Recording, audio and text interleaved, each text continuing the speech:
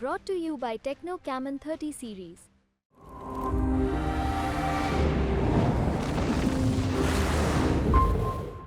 हम जब नारी न्याय की बात कर रहे थे, हम जब गरीबों को न्याय दिलाने की बात कर रहे थे, तो नरेंद्र मोदी जी ने कहा कि मंगलसूत्र छीन लेंगे, ये भैंस छीन लेंगे, ये आपकी टोटी खोल के चले जाएंगे।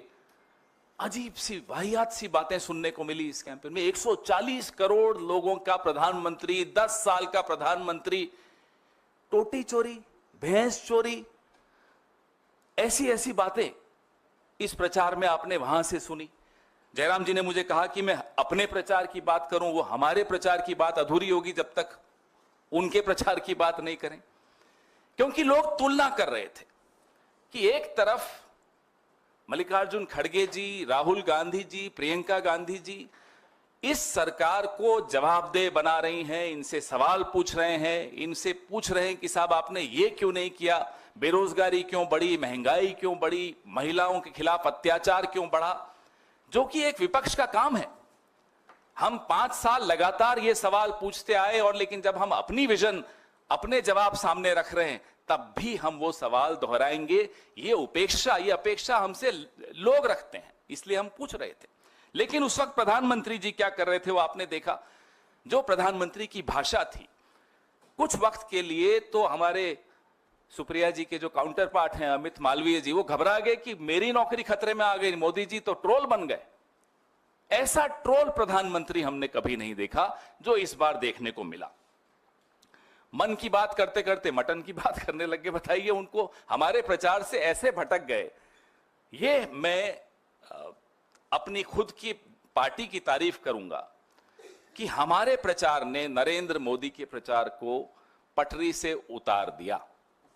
अपनी बात वैसे कुछ कहने लायक उनके पास था भी नहीं, अगर होता तो कह देते। अपनी बात उनकी कुछ नहीं थी।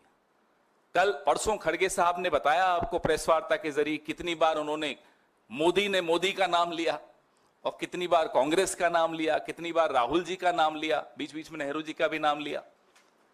लेकिन देश को यह नहीं बताया कि आपने किया क्या, आप करने क्या वाले हैं। और इतना परेशान हुए नरेंद्र मोदी जी, इतने भटक गए, वो अपने ही दोस्तों पर आरोप लगा दिया कि ये टेम्पो भर भर के पैसे भेजते।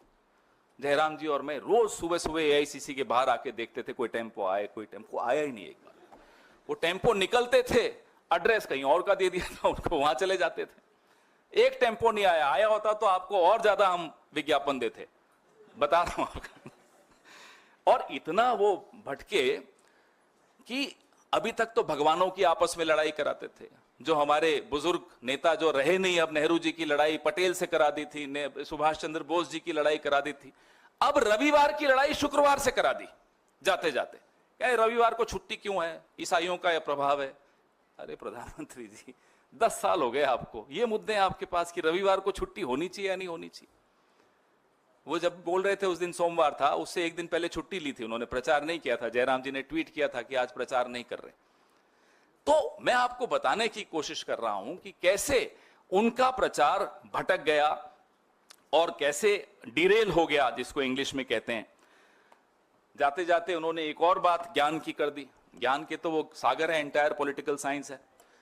बोले कि बापू को कोई जानता ही नहीं था, पिक्चर बनी तब से जानते थे। मोदी जी, आप पर 100 पिक्चरें बन जाए ना, आपको लोग भूल जाएंगे। ये आप लिख कर ले लीजिए, आपको पिक्चरें भी अब नहीं बचा पाएंगी। जो लेगेसी है, जो आप विरासत छोड़कर जा रहे हैं इस लोकतंत्र के लिए, उसको लोग भुलाने की कोशिश करेंगे, आने वाली पीढ़ियां भूलने की कोशिश करेंगी। ये स्थिति है। जर्मनी में एक शासक था, उसको लोग भुलाते हैं।